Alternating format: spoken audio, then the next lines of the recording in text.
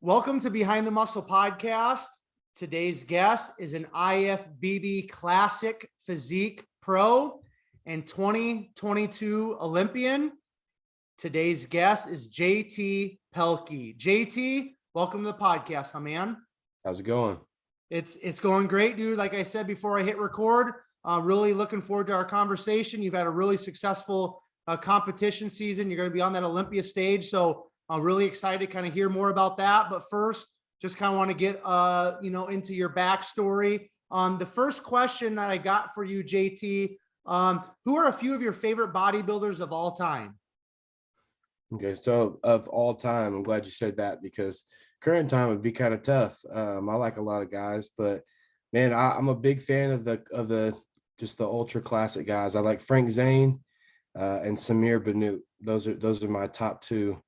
And really, I can't put one above the other because their size is so different, but those two right there for sure. Excellent. Love it, man. Love it. Okay. So, tell us a little bit about, what age did you start lifting weights? And then why did you start lifting weights at that specific age?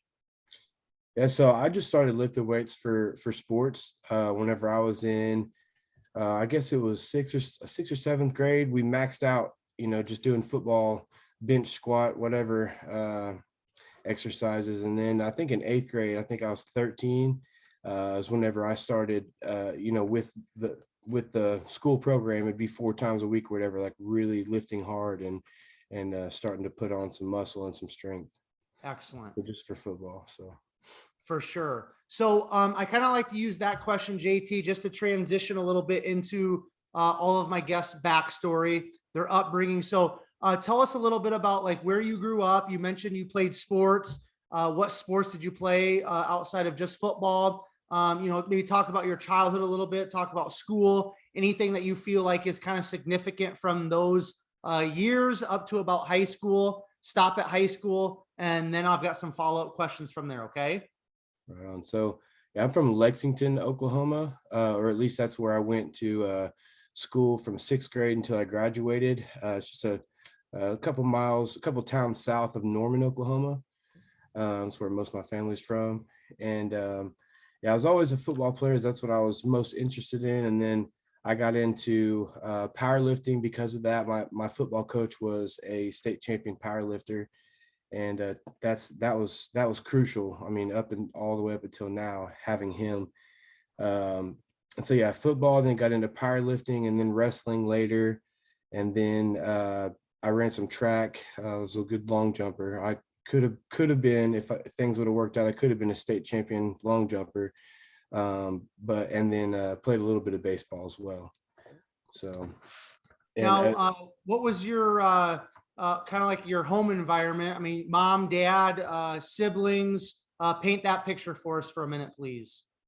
So that's actually super interesting. So my dad lived up in Oklahoma City, 45 minutes, an hour away from us, and I'd go see him on the weekends. And so I just live with my mom. And actually, my mom has been a lesbian. She's with a woman since I was 2 years old. And a lot of people think that might be weird, but like I just didn't really know any different. But it was interesting being in Lexington, Oklahoma, is like a little small rural, like mostly white people and Christians, and I'm a little half black kid with lesbian parents. But it was great. So like my mom was really good at just always telling me like, you can do what you want to do, like you're going to be special. And yeah, so I had 6 siblings. My mom had a daughter with my dad, and then the woman that my mom was with for majority of my childhood had 3 children. And then my dad was got with a woman, got married, and had 2 more kids. So yeah, kind of all over the place. And it's funny because like we got some that are half black and some that are half Mexican and one that's white and kind of all over the place. But it was a good mix. Now I want to ask you that's a very unique kind of like I would say parental situation. So for you, having, your mom and then her significant other, did that kind of like give you an ultra respect for women? Like what did you kind of glean from that environment as a kid that's maybe carried over into adulthood? I will say that I think that that has helped me to communicate with people better in general, because I've learned to just listen really well. You know, that's like I sold cars for a little while, and it really taught me how to negotiate and communicate. And yeah, it really I read a couple books that helped me with this as well. But yeah, just really taught me to listen, and I feel like that is kind of a womanly thing. Cool, cool. So sports, I want you to talk a little bit more about sports, JT. Was that kind of like an outlet for you? Was that something that you kind of lived for when you were younger? What were some lessons maybe that you learned through some of your athletic coaches or through sport specifically? Yeah, so I was never the type that like realized I needed an outlet or saw it as an outlet, but I was definitely the type to where if I didn't have sports, I would have got into something, and it might have been trouble, more probably trouble at some point. And so yeah, sports was there to just really give me something to live for whenever I was young. That's why I went to school. That's why I wanted to go to college. I saw myself as an NFL football player, and like that was it. I had no backup plan. And yeah, and then as far as what I learned from it and took from it, just really taught me character, and being able to learn from going through adversity and overcoming adversity. And like the coach that I mentioned earlier, that was the power lifter. He was crucial for me. He was a very godly man and just had really good just principles, just a really good example. And like the first day that we ever met, we're out there. I'm in like seventh, going into eighth grade. I'm out there running sprints in the heat, and I think I'm dying. And he comes up, and I'm like, I can't do anymore. And he's like, yes, you can. Yes, you can. Yes, you can. And I did. That's kind of an example of our relationship. He just always pushed and showed me like you can do it. So Love that, man. Now, I asked you earlier about some of your all-time favorite bodybuilders.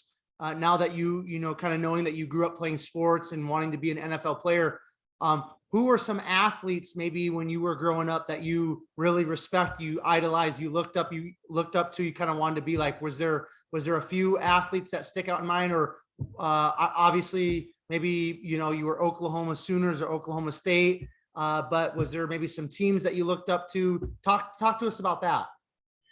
okay, so first off, I gotta say, born and raised in the area of Norman, Oklahoma. So no O State. That's not gonna Okay, have to happen. okay. Gotta Uh, set me straight, right? Yep, I just have to make that known. Yep, no, it's cool. But yeah, man, it kind of really always depended on where I was at. You know, if I'm on offense and I'm about to get the ball, like I'm telling myself, like you're LaDainian Tomlinson, you're Adrian Peterson, let's go. And if I'm on defense, you know, I'm Brian Dawkins, I'm Ed Reed, and I would tell myself like in my head, because like, to be honest, I used to be the type that like I had to get smacked in the mouth one time to really get going. And so then like it's really a mindset thing. So I had to tell myself those things before, you know. And then like I said, long jump and track and stuff, like I Irving Saladino, he was one of my favorites. Just I mean, random greats of whatever sport that I knew about, I would just be telling myself like you're this, you're that, and just kind of amp myself up. Love So. it, man. Love it.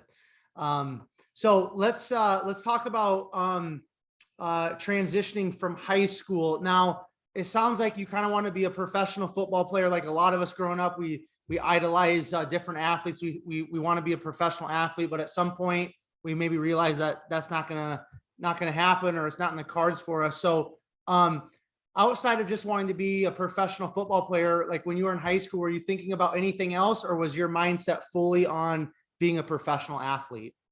Yeah, I was super naive whenever I was young. Like I literally knew nothing else. Like I had no ambition to do it. If it wasn't for football, I wouldn't have went to college. I probably would have eventually moved out of my small town, but probably not far. Probably would have kept the same friends, and you know, nothing wrong with that. But like I wouldn't be where I'm at right now. So yeah, I went to the University of Central Oklahoma on a football scholarship, and I played there for that first season. I ended up starting as a freshman in a slot receiver position. I should have stuck with the Brian Dawkins and played defense, because I ended up taking a hit to my knee, and I tore my ACL, LCL, meniscus, and hamstring. And when that happened, real life kind of set in, and there was a lot of things that I had to be responsible about that I just wasn't prepared to be responsible about.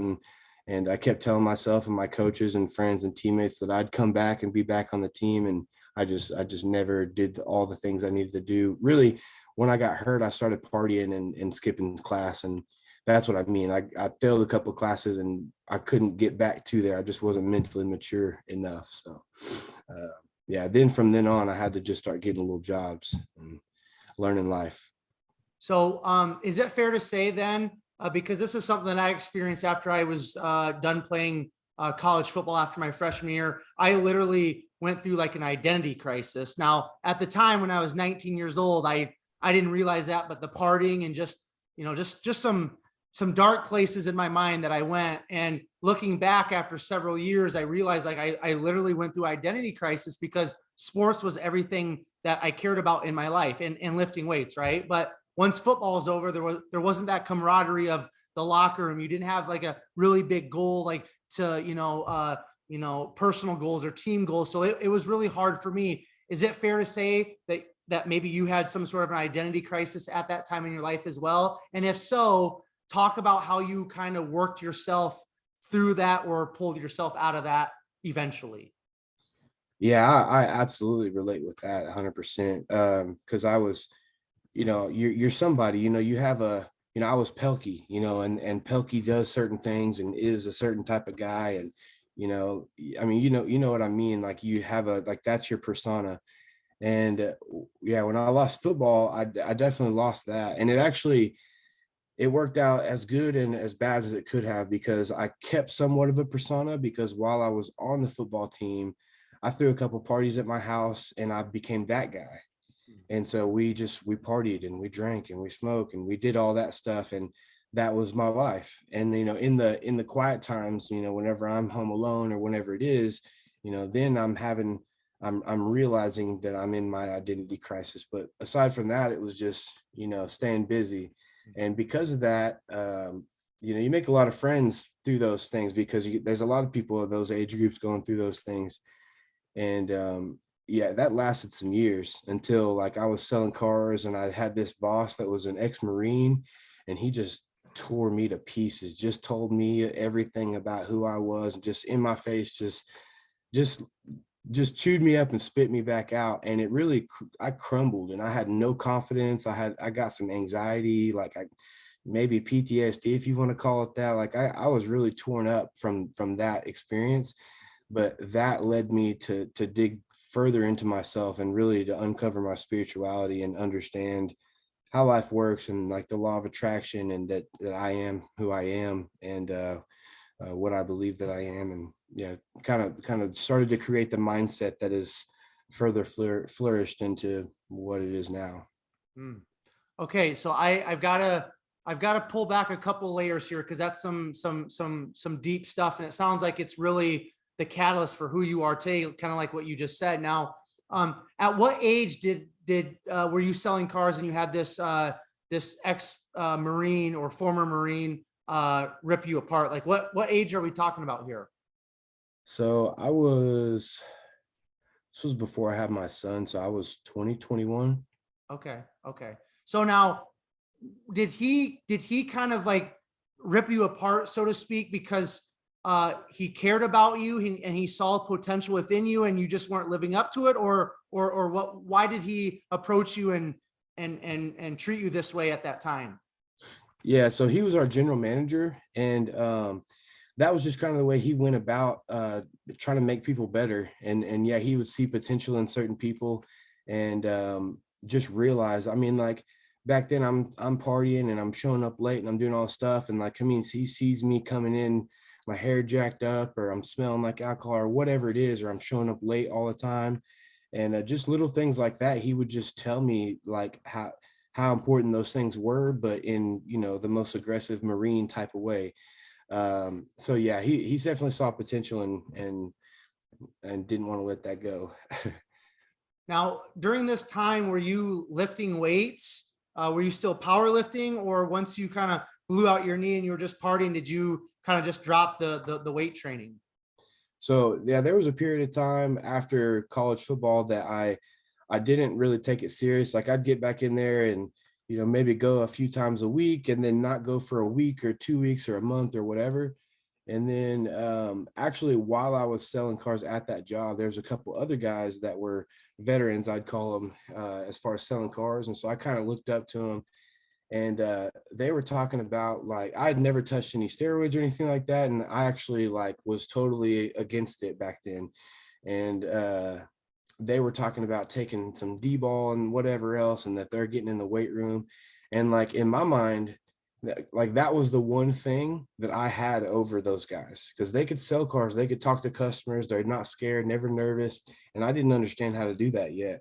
But they start talking about lifting weights and stuff like that. And I was like, psh. And so I bought this book. It's like a men's health guide to, I can't remember what it was, but some men's health book. And I just got it, started reading it, started lifting weights again, and did some basic, it was relatable, some workout they said the NFL players would do to get ready for a combine or something, and just benching twice a week and deadlifting and squatting. And I got into it and I gained 10 or so pounds and just kind of swelled up a little bit. And it just kind of showed those guys, like, yeah, this is what I could do. And so that was kind of motivating, and did that for a few months. And, something about life would change and I'd pull back. And that was kind of how it was for a little while, is that I'd get real serious for, 2 or 3 months, and then I'd pull back for a while and then kind of go at it again later. All right. So before we kind of get into all things, strength training and bodybuilding and competing and all that, I want to go back to once again this gentleman that this manager at the car dealer that you were working at, when he kind of approached you. Now, you said earlier that this kind of like really helped you like realize like where you were at, and then you kind of started changing your mindset, and it was just, again, that catalyst, it sounds like, that really propelled you forward. So when that happened, when that gentleman approached you and talked to you in the manner that he did, like how did you go about changing your mindset? And I know that this may be a several year process, but just in a nutshell, because I want to really get into who you are right now, and our past really shapes who we are today. So that's why I'm asking this. So how did you go from that moment with that gentleman kind of ripping you apart to starting to transform your life, starting to transform your mind? You said that you'd read some books and things like that previously in our conversation. So just, again, in a nutshell, JT, talk to us about the beginning of transforming your mind in your life, if you don't mind, from that point. Yeah. So from that experience, like I was always the type, even going back to like middle school, high school sports, because I never did little league or nothing like that. I just hopped into it in junior high and just started going. And it was always along the ways, it was always that I wanted to either impress someone, the coaches or whoever it was, or I wanted I wanted them to not have any reason to be able to talk that way to me anymore. I mean, because this dude, that the car manager that I'm talking about, would just like, he's the type of guy that would, like, a lot of people just couldn't take it and would like quit their job or like get super offended and like try to make a thing of it because he talked to you a certain way.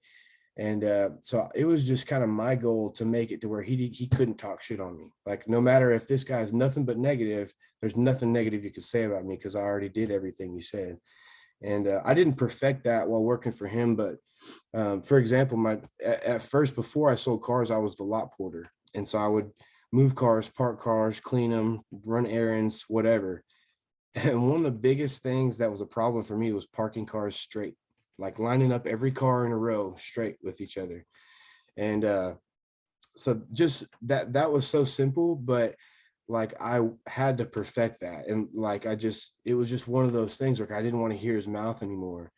And so yeah, that was really helpful as far as it's kind of like having, it's kind of like having your dad, like your dad just talks to you, says certain things to you, and you don't want to have to hear that mouth, or you don't want to hear the complaints anymore. Because there's a lot of things with my mom and dad not being together. There's a lot of things that I feel like I kind of missed out on, just small little things that your dad just teaches you throughout the day that you just don't even think about.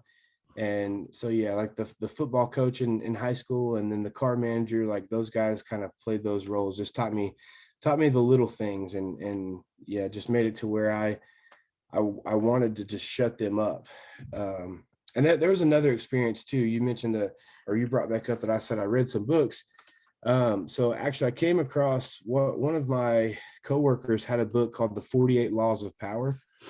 And I just cracked open that book while we were at work one day and started reading through it, and was like, holy crap. Like I'm not sure if you're familiar with the book, but it's just, I didn't really realize that you could kind of fake a certain mindset, or be a certain way different from who you normally are on purpose. You know what I mean? To make things happen on purpose. And so once I started reading that book, like it made me want to seek information like on the internet, YouTube, other books. And like I realized that like I can get answers from on how to do things from all these different different resources. So yeah, those kind of tie in together, because he was a certain aspect of it, but then I ended up quitting my job one day because I showed up late one day and he just gave me an ultimatum, like, you're going to work open to close every day for 2 weeks. So sign right here. It was like a car deal. And I was like, actually, I'm going to quit right now. And so I quit and I went to start working at this car lot. And when I went to the car lot, I didn't have that guy. That guy wasn't there. I just had my own conscience. And so it was that whole time I worked at the car lot and or at the car wash, I was kind of going through this spiritualization, just realization. And then shortly after, my girlfriend got pregnant with my son. And when that happened, that was a true life changer in that moment. And now I smoke weed again, but back then I smoked a lot of weed and just was super irresponsible with it. And as soon as I found out about her being pregnant, I stopped smoking. I got a different job, and just life got real serious at that point. So that was another crucial thing for me, because when I found out I was going to be a parent, I mean, that was huge. I wanted my kid's life to be a certain way based on how I had come up. So Now, let me ask you, while you're kind of working these jobs, probably basically just to pay the bills, right? Like there's not really, you can make great money, selling cars and stuff like that. But it sounds like you were really just you're trying to figure life out. You're trying to figure yourself out, right? During this time. Did you have any thoughts, JT, of like the future JT? Like, I mean, you wanted to be a pro football player, that dream is done and over with. You're trying to figure things out. Like, at this stage of your life, what were you thinking you wanted to do? Because you were lifting weights, but then you would stop. You were lifting weights. So where was your mindset at in terms of future JT? Like, this is what I want to be. This is what I want to do, before we kind of get into the bodybuilding thing. yeah, so it was actually really just a depressing time, because I didn't really have a goal. Like for a good while, until I found out about my son, I still thought in the back of my mind, like, yeah, I can still go back and play football, and just very naively, just not realizing that, there's guys that have been on it this entire time, and I'm thinking I can take 3-4 years off and hop back in it. And so, but yeah, it was a real depressing time, and it affected a lot of my life and my relationships, and how I was and carried myself, because I didn't have that. I didn't have any real goal. So. Okay. Now let's start transitioning into bodybuilding talk. So why don't you tell us when you really started to take the gym serious? When were you really exposed to bodybuilding, where it's like, this is something maybe that I'm interested in. This is maybe something I want to do. Why don't you start talking about the beginning of your bodybuilding experience or bodybuilding journey? Yeah, so that timeline lines up perfectly, actually, because right whenever I found out about my son, so me and my girlfriend had some issues. We broke up, got back together, blah, blah, blah. And we were actually apart from each other whenever we found out about the pregnancy, and got back together. And I went from the car wash to, it was actually a construction job I'd worked previously and worked for just a couple months and just didn't take serious. And I got hired again and just had this new motivation. And I got in there and it was killing it and just got some raises. And so I started making some money and I could buy more food. And I bought, I think, another book.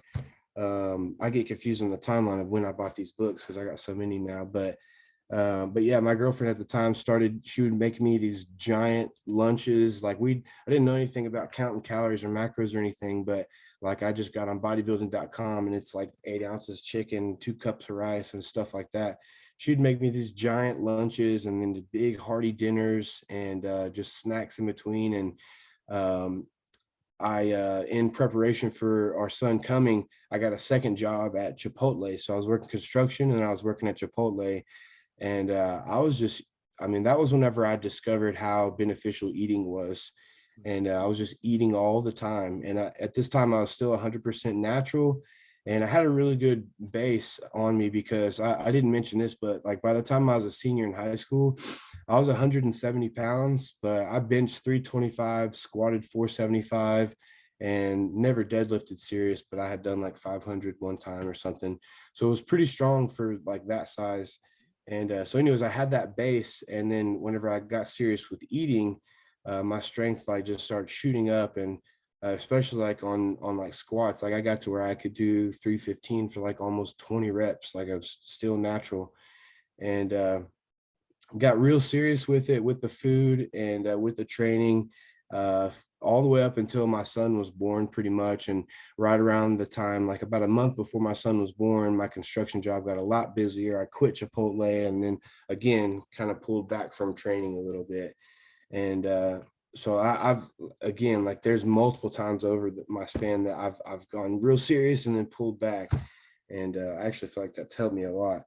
But yeah, so that's whenever I really got into bodybuilding, and I couldn't see myself on stage quite yet, but that was about 2012 or 13, and Instagram started getting popular. The men's physique division came about, and I started seeing these guys, and I was like, I can do that. I think I could do that. So I couldn't figure out how to get that hardness, but that came later. But that was the start. So do you remember kind of like, I mean, you said Frank Zane and Samir Banu earlier, but do you remember back then kind of when you were starting to get a little bit more serious into bodybuilding, like, you're on bodybuilding.com and things like that. Do you remember like some of the first bodybuilders that you kind of were exposed to or you saw off the top of your mind or not? Well, so I would get on Google because, like I said, I realized early on that you could just get information from like it's all over the internet. And so I would search keywords and like if you search how to get big arms, you're going to get all this crazy advertising and all just stuff that you don't want. And so I'd find a keyword like brachialis and hypertrophy, and I'd start to type those words in, and slowly but surely you get closer to science. And the science, well, the type of research and the type of science that I was finding on the internet always led me back to old school bodybuilders. And one of the crucial ones for me was like Vince Gironda or Gironda, I'm not sure how to actually say it, but he just reading about him and his methods and stuff taught me a lot. And then that I realized that, hey, Arnold worked with this guy, this famous bodybuilder worked with this guy. And then there was multiple different, gurus, if you would, back then that I came across just from kind of Googling stuff and realized like, okay, all these guys learn from this guy.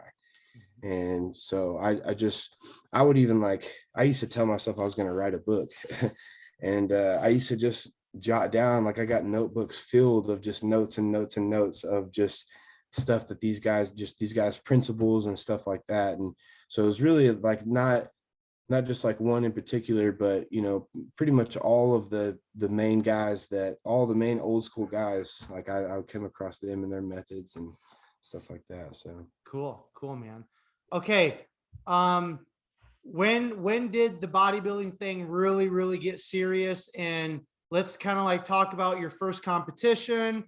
Let's talk about, some of the highlights of competing when you turn pro. Let's really get into the weeds now. So let us know about that, please, JT. sure.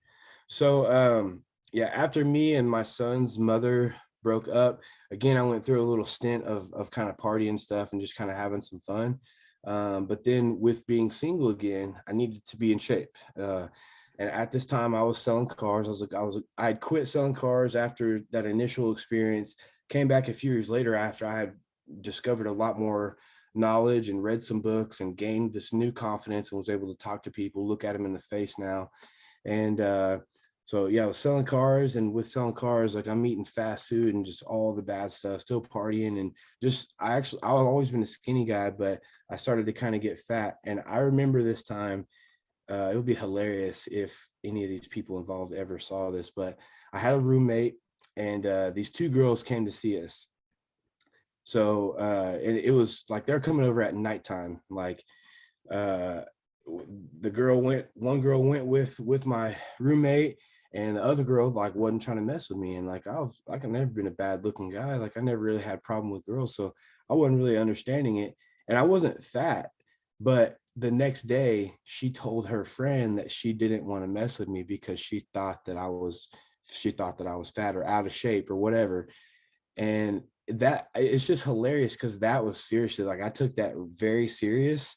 And from then on, like I hit up one of my buddy Andrew, that had done a couple of competitions, and I was like, bro, I'm about to get in shape. I need a goal. I'm gonna compete. I know I can do this. And so I hit my buddy up.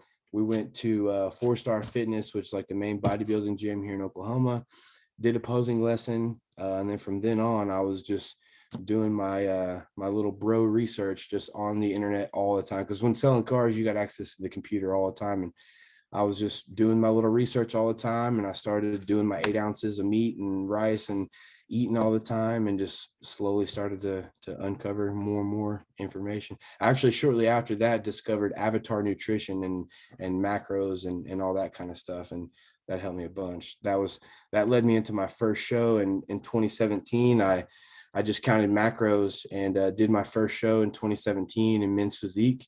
And I came in looking pretty decent. Actually, like looking back at the pictures now, I looked pretty decent, but just didn't have that hard crispness. Like I didn't know how to peak whatsoever.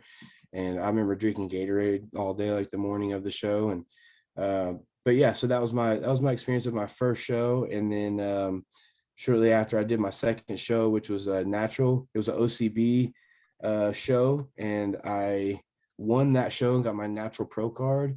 And if any of these guys ever see it, no offense to you, but that show was so weak to me, and I still won, that I was like, okay, I'm ready to enhance, because like this is boring. And I actually hired a coach and did a show. So that was in like March, and then there was a show in June, an NPC show, and I signed up for it. And like men's physique was all I ever thought about back then. And I did classic in that natural show, and everybody loved all the posing and stuff. So I was like, okay, I'll do classic and men's physique in this NPC show. And I lost in men's physique, but I won the overall in classic. And so then I was like, okay, maybe I'm onto something here. And yeah, decided to stick with classic. I asked my coach at the time, like, hey, do you know how to work with someone, or would you work with someone that's enhanced?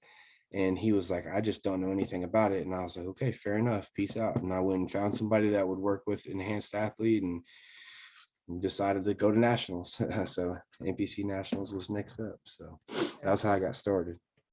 So I want to ask you, this podcast really isn't about gear, but sometimes it does come up. And because I know the type of people that listen to this podcast, there's a lot of younger listeners, and a little bit of, when we have these conversations, my heart is to want to, anybody that's watching or listening that looks up to people like yourself that are IFBB pros, I want to try to be able to help younger people or people that are thinking about going from natural to enhanced. I want to just be able to get them to think a little bit before maybe they dive into the enhanced world, because there's a lot to think about, or at least you should be thinking about some things, right? And I know from a lot of the guests I've come on, they've said, hey, if there's one thing I could do looking back, it would be not getting on gear as early as I did, and maybe waiting even until I'm in my 30s or whatever, right? So since we're here, I just want to ask you, I don't want to get too crazy into it because that's not what this podcast is about, but you brought it up. So I want to ask you, did you take some time to think about, starting to get on gear, or was it just something like, hey, I'm going to compete in the NPC. This is what you got to do, and I'm going to do it. Where were you at with that, JT? Yeah, so I was totally against it whenever I was younger, and just because all I knew about it whatsoever was just the stereotypes, and which are mostly true, by the way. But yeah, so I started thinking about it, but I was always the type that was like, actually, on some of those notebooks I told you about, one of them on the front of it, it was called "How to Look Like You're on Steroids Without Taking Steroids." Like that was my whole goal. And at the time I didn't really understand how genetically blessed I was. um, and I used to tell my friends, like, as soon as I decided I wanted to compete, like I told them, like, I will be on the Olympia stage. I'm gonna stand next to these guys. I know I could do it natural. And I wasn't wrong, except for the natural part probably was unrealistic. But I will say I was 24 before I started anything, and so I had some time to really train and let my body mature before that. But absolutely, I mean, if I had the guidance that I ran into after I became a more serious competitor, I know that I could have built a much more mature physique. I think it's possible that I could have become an IFBB pro naturally, if I would have taken the time. Like, I mean, if all this time I had been training naturally, but I had gotten the same type of guidance and the same type of knowledge and been just as consumed with it, I feel confident I could have turned pro as a natural. Like, I have a buddy that lives in Norman. I mean, we're both mixed. We're like the same exact height. We're like a couple months away from each other in age, and he's 100% natural right now. He's one of Cam's clients. About to do a show. His name's Chad. You got to see him. This dude's glutes are like almost as peeled as like mine are whenever I'm enhanced right now. His hamstrings just as nasty, and he's I think he's over 200 pounds or close. So anyways, I know that stuff is possible. um, but yeah, as far as any young listeners, um, the main thing that I want to tell people is you eat. Like, and I'm not like, it's hard to express it without like put numbers to it. Like, I'm like your normal average meal. Like, if you're really seriously trying to bulk, I mean, I'm talking like 3 or 4, maybe even 500 grams of rice per meal. Like a whole lot of food, like to where you're uncomfortable for a good period of time. If you've never gone through that, you don't deserve to be using enhancements. You're not worthy because you're not a bodybuilder yet. And so, because I get that a lot. When I was at the Chicago Pro, I had to leave and make weight because the height was screwed up. I had to go make weight, and I was in the locker room, and this kid was in there talking to me because my girlfriend told me who I was and what I was doing. He came in there and was talking to me, just asking me questions, and that's what I started telling him, like, you got to eat, bro. You got to eat. And I told him 300, 400 grams of rice, blah, blah, blah. And I kept, like, he would start to say something, I'd interrupt him and be like, eat. I don't care what else you're talking about. And then we started to walk off, and he was like, yeah, me and my coach, we were talking about such and such 300 and 400 milligrams of testosterone. I'm like, bro, oh, stop. What are you talking about? For what? You're not even, nothing's even going to happen to you. You're going to take this and nothing's even going to happen. You're just going to get in a bad mood once in a while. Like, if you don't eat, nothing's going to happen. And I'm telling you, if you eat and take the enhancement out of the equation, you'll be mind blown at what can happen. Promise you. So yeah, I want to, especially when I'm done with the IFBB, because they have certain things, like, if you promote other organizations, like, they can take your pro card. But when I'm done competing, like, I want to promote natural bodybuilding. I mean, and I'm not going to shy away from NPC either, but like, I see a lot of people in Oklahoma where there's just not a lot of knowledge on it, and everybody wants to do the NPC. And I'm just like, if you're natural and you want to stay natural, like, what's the problem? Like, why not do a natural organization? Go get a pro card, go win some money. Like, so I definitely agree with, letting your body mature and just learning. Like, I'm still learning how to train right now. That's why I'm confident that I can make progress, because I'm just now learning how to, like, position my body in certain ways to hit my muscle the right way. And I mean, I'm going to the Olympia, and I'm just now learning how to train. So I think that's huge. A lot of kids don't know how to train. A lot of grown men don't know how to train, don't know how to eat, and that's bodybuilding. That is bodybuilding. I really appreciate you, JT, being sincere and sharing that, because that's people look up to you guys. You guys are IFBB pros. You instantly have a platform, and I really appreciate you being real, keeping it real, because some people will see this, listen to this, and you may be able to kind of like, change their mind on some things and maybe help them move in a more positive direction. So let's get into then. You go from men's physique to classic physique. When did you earn your IFBB pro card? So at the 2019 NPC USAs, I won the overall there. All right, awesome. Now, were you working with Cam Cheek at that time, or did you have another coach? At that time, for 8 weeks leading into USAs, I had gotten with Andrew Vu, which is a popular IFBB and Olympian coach. So okay. Before that, I was with a guy that's local here, Guerrilla Performance. His name's Bryce Pacheco, which great guy. We had a big falling out just because I was kind of immature. I mean, we were both kind of immature and just kind of bumped heads on some things. But now we're friends again. And I mean, I'm glad everything worked out the way that it did. But yeah, I'm saying that because like I don't want kids and people out here just coach hopping left and right, going to some popular guy just because. Like, give your coach a chance. But yeah, I was with Andrew Vu to actually get that card. Okay. So what was it like for you then?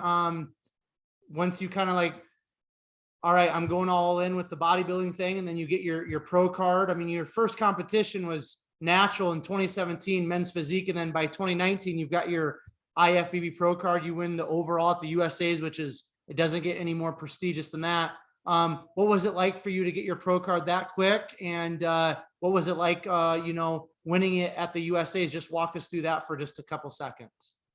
Yeah. So, me going through my spiritual journey, like I had learned how to talk to myself, and I knew that it was possible. Like I knew that I could do it. But then, once it happened, it was really validating, and it just built that faith even stronger that like any struggles that I'd been through or whatever, like it was worth it, because all this positive energy that I put into myself, it manifested. So that was crucial for my mindset moving forward. And then the actual experience itself was just awesome. Like whenever I get on stage, I don't know, I just feel so like at home. Like I just feel like comfortable. And shoot, this is a whole nother story, but I actually broke my right hand 2 days before I won my pro card at USA's. So I was on stage with a broken hand. But yeah, that whole experience was just, it was just really, really validating. Like it just showed me like, okay, you're going in the right direction. Like this is for you. So cool. When did you make your pro debut?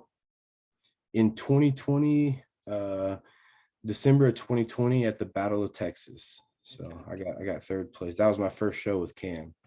Okay, cool. So I think I mentioned this before we hit record, but Cam's been on the podcast. Another one of his amateur athletes has been on the podcast. Super down to earth guy. I mean, he's so young, man, and he's definitely seems like a really great coach. Why did you after Andrew Vu? Why did you choose Cam Cheek as your coach?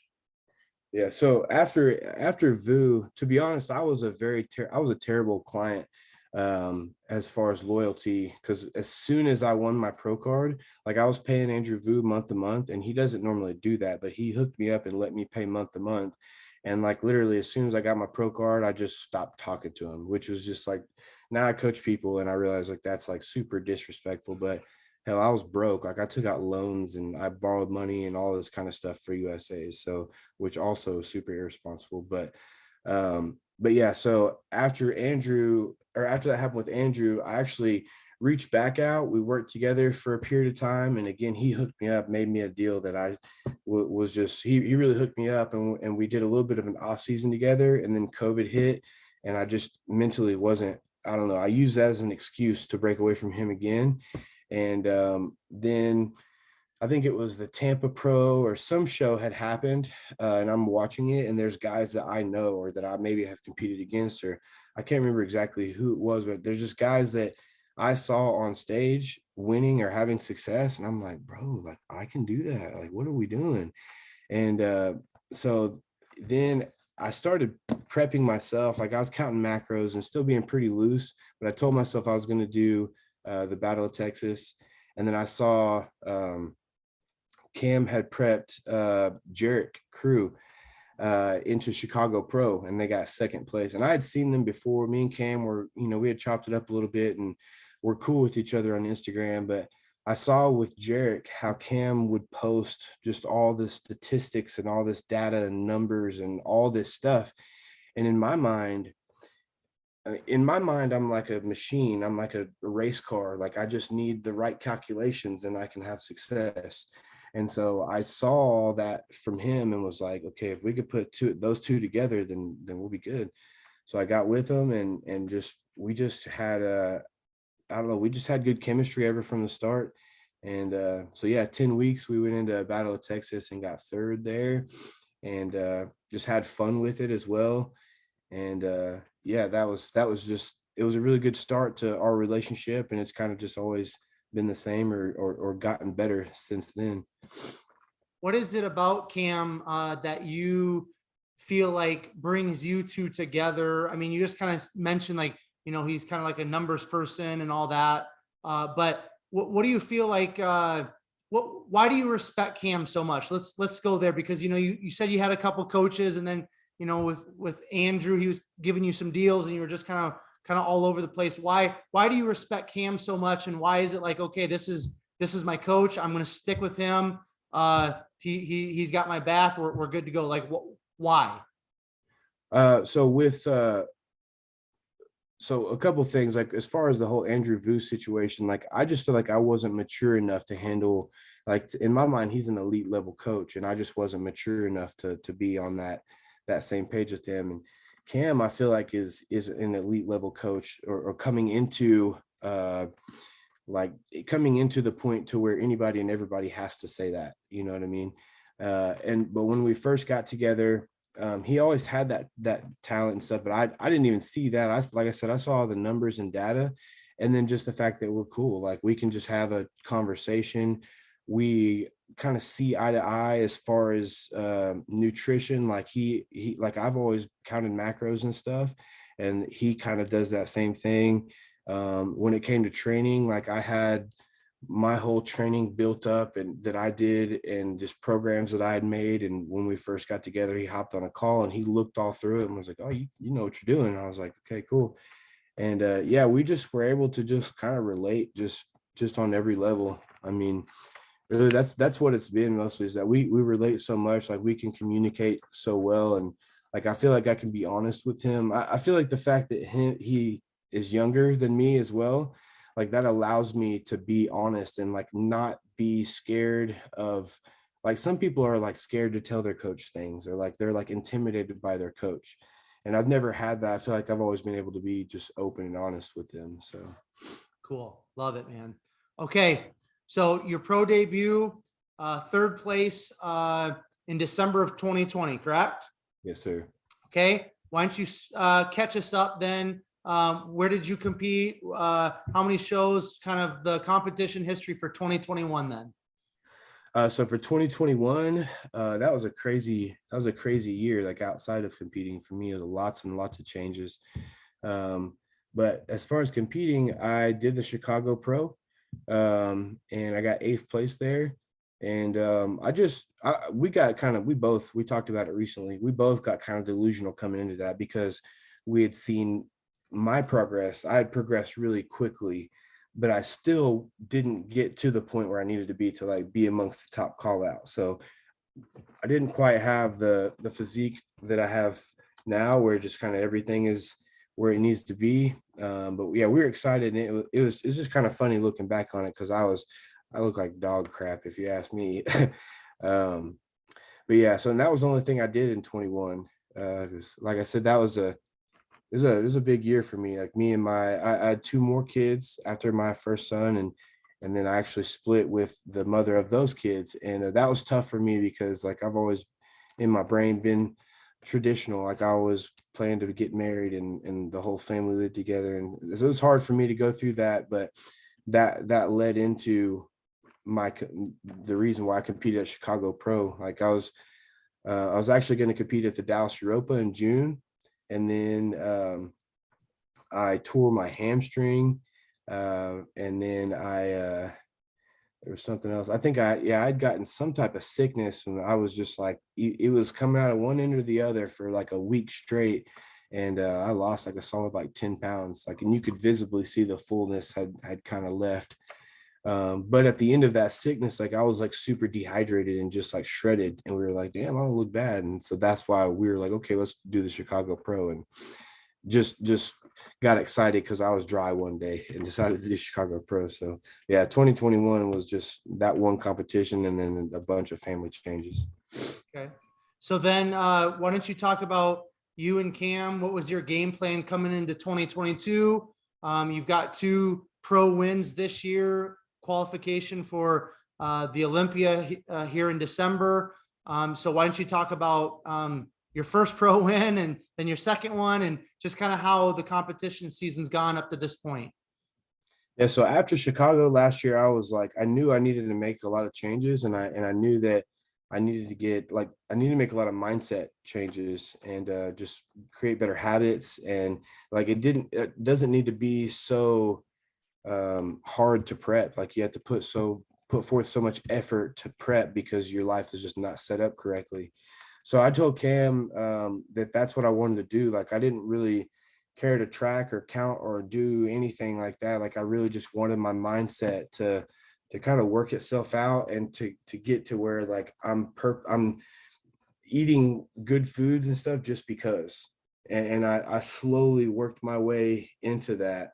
And then training wise, like I broke my hand at USA's and the hamstring and just little injuries along the way led me to kind of train timidly and was just kind of trying to be a little too smart and counting the numbers and the tempo, just all this stuff. I was just thinking way too much.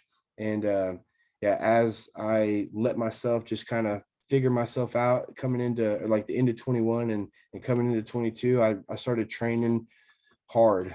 I started, doing shoulder press twice a week, bench press on 2 other days, and then squatting and deadlifting and just all the hard stuff, everything all at once, which I'd never really done all at once. And then I started to get hungrier, and then I started just to crave more of the good foods and stuff like that. And eventually I found myself ready to prep, like truly ready to prep for a competition. And which I thought anyways, like in my mind, I'm like, okay, 8 or 12 weeks from now, I can be show ready. And so I came to Cam with that.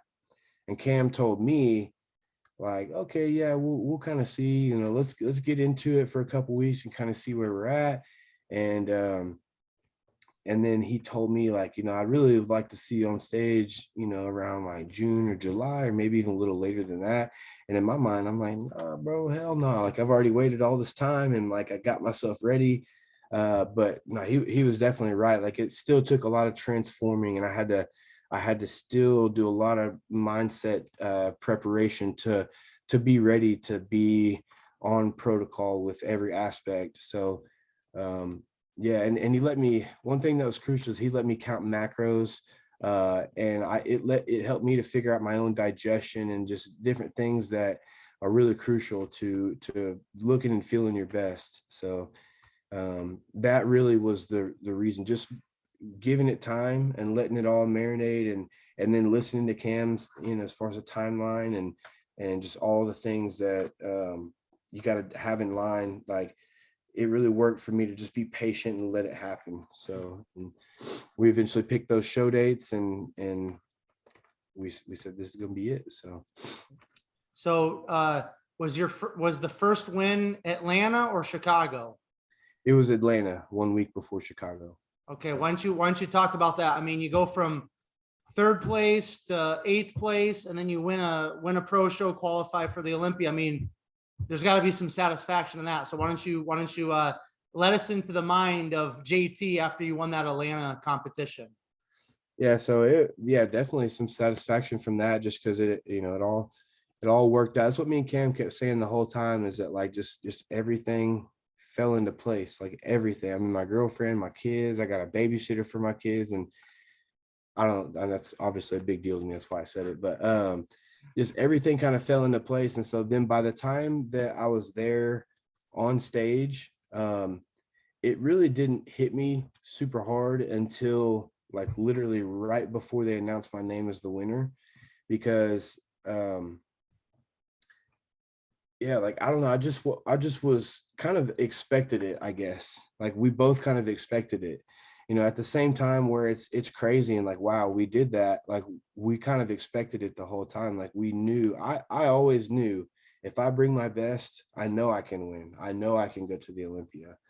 So I kind of expected, but then like right before my name was announced, like I literally almost started crying on stage, and it was a big deal, man. And then I've always been humble to the point to where I'll kind of put myself down or make jokes about negative stuff about myself or whatever, to maybe, I don't know, take the pressure off of taking a freaking compliment. But after that Atlanta win, like the night after, I didn't sleep at all. And I stayed up and was just messaging everybody on my phone. And one of my clients had said something about how he looks up to me, and how I am what I am to him. And I was in the middle of like putting myself down, and like I wrote out this message and was saying like, you can do the same thing and blah blah blah blah. And not that he can't, but I caught myself in the middle of it and was like, no, like you are that guy. Like you did do this. You do deserve to be looked at like that in the eyes of these people. So I erased that message, and it just turned into like a thank you. You know what I mean? And it kind of set in right then and there that like, I got to live up to it. Like I really am what beforehand I was just another pro, you know what I mean? And although I'm a pro and some people look up to me for that, I hadn't done anything, and I might never do anything, but now it's legit. Like I did it. And then Chicago, Atlanta was kind of a smaller show, and I don't know, there's little things I could pick apart from that show, but then to come back and do it again in Chicago and actually improve my physique in Chicago, that really did it for me. Like that really helped me to be able to walk around confident and not care if there is a hater or whatever. Like I feel good about it. I feel satisfied. So it's awesome. Like I said, we expected it, but it's definitely validating. Yeah. Yeah. Awesome, man. So you're gonna go to the Olympia for the first time. Have you guys started prep for that? And what are your thoughts in terms of where you want to place at the Olympia this year? So we haven't officially started prep. I haven't fully backed off anything, but I just haven't. Well, I'll say this. And to circle back around, I know that this podcast, like you said, is not about gear. But for one, like if you look through some of my posts and stuff, like I'm pretty open about it to an extent. Like whenever I started adding different things in, I didn't want to talk about all that because I don't want some kid to just start taking random stuff. But I'm pretty open about it because I don't want people to think that you can just do this naturally, pretty much. Like I don't want people to be naive about it. And so we backed off gear. I mean, just down to some TRT. And food wise, I'm pretty smart about it, as far as intuitive eating and knowing, like if you look at my stories now, it's a lot of asparagus, a lot of sweet potatoes, a lot of stuff like that, because I know that digestive wise, that's going to help me stay feeling good. But I'm definitely, I've eaten plenty of little mini pizzas and cookies and brownies and stuff like that, and really not holding back, but just not allowing my weight to go like too far over 220, pretty much. Like I got to 222 a couple days ago. And I was like, okay, let's eat clean for a day or two and make sure stay on your cardio. And so kind of staying on it, in my mind, I'm thinking that, I don't know, 12, 14, 15, 16 weeks out, I'll dial it back in 100%, but it's also motivating to a whole nother level to where, like I said, like I'm kind of staying on track with certain things just without having anybody. I don't need to be told, because it's like, I got to do the Olympia, bro. Like you got to be serious. But then as far as going into that, I'm just hoping to get a little bit thicker and more dense upper body kind of everywhere. I really want to get hard and dry in my lower back because I haven't really had that before. And I really want to be able to do my routine at the Olympia. So as far as I understand, top 10 does a routine. And so I really want to be able to do my routine at the Olympia. And I just don't want to think too far into it, because I don't know, a week ago I was speaking a little differently, and I was saying I don't care where I place or whatever. But like I said, it's really motivating, and I've been posing a lot more after the 2 shows. I didn't prepare any posing really before those shows, but now I've been posing after every training session. And I really want to be able to perform, like not just go to the Olympia, but I want to be able to perform there. So I'm hoping for a top 10, and for some reason, I can't get it out of my mind that 9th place sounds pretty good. So yeah, that's my thoughts as of now. Love it, man. Love it. Okay, we're gonna start wrapping up here, JT. I want to ask you a little bit about just training, because that's something when you and Cam got connected, you're like, hey, here's kind of where I'm at. And he's like, okay, you understand this. So what's your training kind of currently look like? Are you still doing the squats, the deadlifts, the bench? And then just talk about maybe your current split, and then some words of wisdom or advice for people out there in terms of like, kind of like what you said earlier about like, bro, you got to eat, you got to eat, got to eat. After you share about your current training split, why don't you give us a little bit of wisdom in terms of what we should think about in terms of training for hypertrophy to be a bodybuilder? Right on. So currently, actually, my knees. So on my left leg, I tore my rectus femoris one year. I tore my bicep femoris in the hamstring, and so it's put a lot of pressure on the vastus medialis, the teardrop. And now anytime I do anything, any squats or anything that I really have to press down through that anterior side of the leg, I'll get a few good reps in and then add some weight, and it's like I don't know, a mini tear, micro tear, something, but it's very, very painful, and it'll put me off of my feet for like 2 or 3 days. So I can't really work my quads at all right now. Like I bought a single speed bike, and that's literally been my quad work. I haven't done quads since a week before Atlanta. But I can work my posterior chain. I've been doing RDLs, and I love seated leg curls. And then I'm gonna get back into deadlifting soon. You had Trey, Cam's client on here, and he got me into one set of deadlift for 20, as much weight as you can do for 20 reps. So I'm going to pick that back up. I did 405, and the next goal is, I did 455, and the next goal is 495. So I'm going to pick that back up once I feel a little bit more confident and having some body fat back on me and not being so dry. But aside from that, doing lots of shoulder press, lots of pressing, not necessarily a bench press per se, because I started to feel like a little bit of tingly in my pec a couple of times, and was just like, I don't know about that. So but yeah, like my current split, for example, is I will do, so it's 5-day split. The first day is shoulders and lats. And it's like I'll do 3 exercises and then 3 exercises for the next thing. And that's kind of symmetrical all the way through the week. So that day 2 is chest and triceps. And then my day 3 is legs. Then the day 4 is back and biceps. And then day 5 is chest and delts. And so just the way that's set up, I'm chest pressing twice a week, and I'm shoulder pressing twice a week. And that was something that for a few years I avoided shoulder press, and when I started doing it, my shoulders blew up. So yeah, and I'm doing right now just one working set per exercise. And what that means for me is, like, I go into the gym, my first exercise I go to is whatever I'm not doing a warm-up exercise or anything, going just straight to whatever the first main exercise is, warming up, like building up in weight, doing one heavy, somewhere between 6 to 12 reps is where I'm failing. And I mean failing. And then sometimes I'll do especially if it's on the lower end of the rep range, I'll do a drop set. But really just like focusing on like one whether it's drop sets or whatever, it's one main set for each exercise. And I've been kind of listening to Mike Mincer on YouTube, and that's kind of where that came from.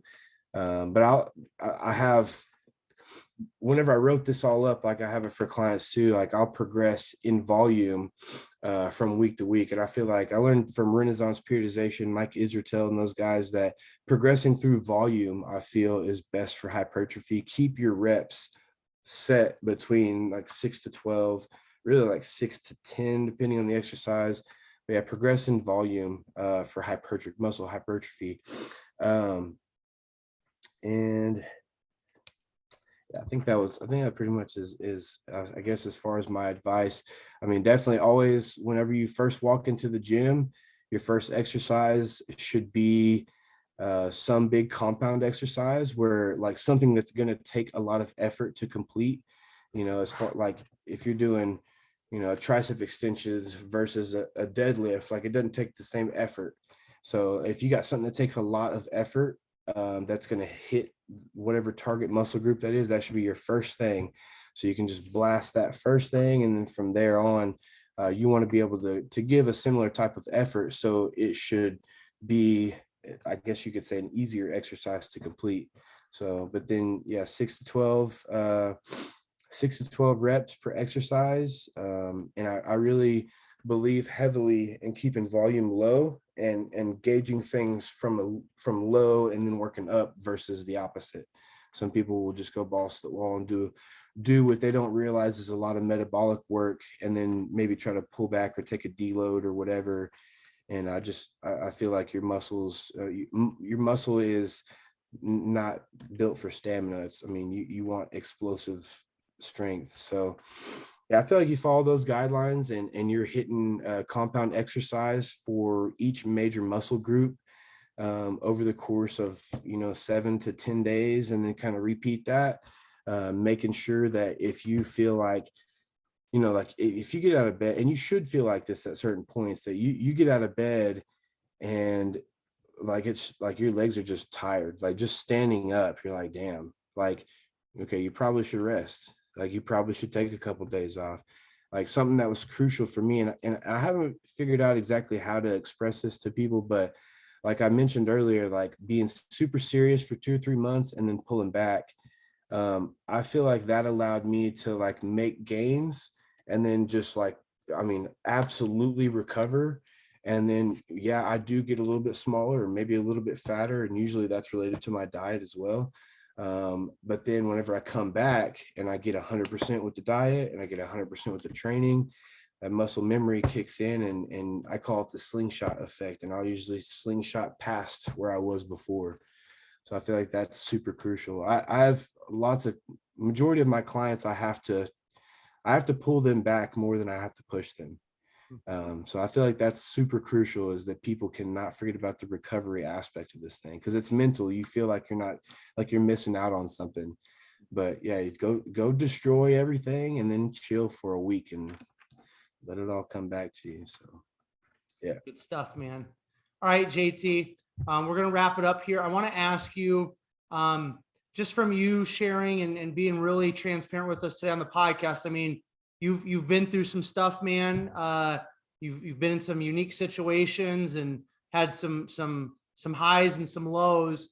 Have you taken any time recently, after you've had a very successful year this year? You're going to be on the Olympia stage. Have you taken any time recently to kind of reflect or look back on your life? I mean, working at the car dealership, washing cars, and working at Chipotle and all these different places. I mean, have you taken some time to reflect back or look back lately on where you've been and where you're at right now, or are you really just focused on fully moving forward? Yeah, I feel like that's kind of who I am now. Is I'm really appreciative each and every day of everything I've been through to get me where I'm at, because it's a compilation. Like none of it happened on its own. Like it all had to happen. It's all a piece of the puzzle. And so, yeah, that's a big part of who I am. I spend a lot of time I like to spend a lot of time by myself. As far like my one son lives across the state, so I gotta drive a couple hours and to get him to and from. And so I've really figured out how to enjoy spending time with myself and realize that whatever my interests are, like if you know, if I like to smoke, or if I like to watch old school movies, or whatever it is, like I like spending time with myself because I like myself, because you know, I did all this. I put myself through all this and made myself learn and see the lesson in all these things. So yeah, I definitely have. I mean, just the night after the Atlanta Pro, it was like midnight or something, and I should have went to bed, but I instead, like, I was like, let me just walk up to the gas station and just grab a little. Went and grabbed a brownie. Like, I just wanted a little snack, and it's just nice. I'm just walking up the street, and in my mind, like, I'm passing some homeless guy or whatever it is, and like in my mind, I'm like, they don't realize that, like, I'm the shit. Like that's how I'm not gonna say that to everybody, but you know, like I've really have become my own friend. And yeah, and like I just bought this little single speed bike recently, and like just riding that bike, it's just funny to me that like people have no idea, like I'm out here struggling on this bike for no damn reason, aside from I just want to. And I don't know, I like things like that about myself. And that helps me to, yeah, I reflect quite often. Beautiful, man. I think that's something that a lot of us, because of the fast-paced world that we live in, we neglect. And I think it's a very powerful, healthy aspect of just living a fulfilling life and living a life that's constantly moving forward. So I think that's really cool, JT. All right, man. First of all, I just want to say thank you for taking some time out of your day to share your story. Thank you for being raw, real, just kind of keep it open with us, man. That's always a breath of fresh air, especially within, the fitness bodybuilding world, where a lot of guys, and even girls try to, try to put on a front, right? But we've all got ups, we've all had downs, we all struggle. We're human beings, we're imperfect. And, so I appreciate that, man. Before I do a quick outro, JT, if you have any final thoughts, if you have any final words, the platform is yours. Please let us know where we can follow along, where we can connect with you, whether that's Instagram, a website, any sponsors, where people can reach out to you in terms of coaching, all of that stuff. The platform is yours. I'll do a quick outro and that'll be a wrap. Right on. So as far as final words, I just want to say, if you don't believe in yourself, nobody, that's it, nobody else will. You have to believe it to achieve it. And just never doubt yourself. Like, anybody that's ever accomplished anything in this life was human, and so just keep that into consideration. Anything that's ever been done was first a thought. So that's something that I want people to know, like, you can do it. Something that's been stuck in my brain lately is, especially me being in Oklahoma, I'm the first male from Oklahoma to reach the Olympia stage. And Roger Bannister, he was the first man to break the 4-minute mile, sub 4-minute mile. And then after Roger Bannister, many did it. It became like nothing after that. And I want to be that, especially, like I said, I'm in Oklahoma, and I hope to see a lot more Oklahomans and just other guys that maybe didn't have the most likely situation to reach that level, to believe in themselves, to know that they can do it. So just, yeah, you can do it, guys. That's my final words. As far as reaching me, I am _JT Physique on Instagram. That's where most of my social media is done. I'm on Facebook too, just my name. I do coach people. JT Physique Team is where you could reach me for that. Aside from that, yeah, I'm not really too big on any other social media. It's just Instagram's kind of my thing. And yeah, I'd say if you're looking for the best coach, I wouldn't even recommend myself. I recommend Cam Cheeks. So Win with Elite. And yeah, I guess that's, as far as sponsors, Kitty's Bikini for posing trunks. She's been my girl. If you go to my page, look at my pictures, I've got like 20 different pairs, all these different kind of posing trunks. And so I get a lot of questions actually on those. Kitty's Bikinis, hit her up. She'll customize for you. Got all kind of different prints, competition style as well. And especially for the females too. And then local supplement store, Triad. If you're ever in Oklahoma City, please go see Triad. They are the best supplement store in the area. 4-Star Fitness, the best gym around here. Aside from that, I'm looking for sponsors, so hit me up. But yeah, that's all I got, man. I appreciate you so much, Quentin. Yeah, for sure, JT. All of you who are tuning in to another episode of Behind the Muscle podcast, I just want to say once again, I appreciate you. Thank you so much for all of your support. If it wasn't for all of you, the podcast wouldn't exist. You guys just encourage me in terms of subscribing on YouTube, following on Instagram, the comments that you leave on YouTube. You guys encourage me, and I value you. I appreciate you. Just a couple of quick things here as we wrap up this conversation with JT. If you haven't done so already, please make sure you go over to YouTube, hit that subscribe button. That means a lot to me, as we are well on our way to 1,000 subscribers. Now, for some of you, that may not seem like a lot, but just like a year ago, this channel had less than 100. So please hit that subscribe button. That's where I release all these episodes first, is on YouTube, and then I'll distribute them to iTunes, Castbox, and some of the other major podcast platforms. So if you want to stay up current on Behind the Muscle podcast, make sure you're subscribed on YouTube. Help us get to 1,000 subscribers and beyond.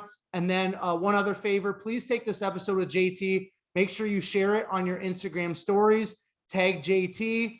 Go ahead and tag Cameron Cheek, JT's coach, and tag Behind the Muscle, so that we know that you listened specifically to this episode and found great value in it, in which I know you did. And then finally, I will leave you all with this. Remember, behind the muscle, there's always a story. We'll catch you guys later.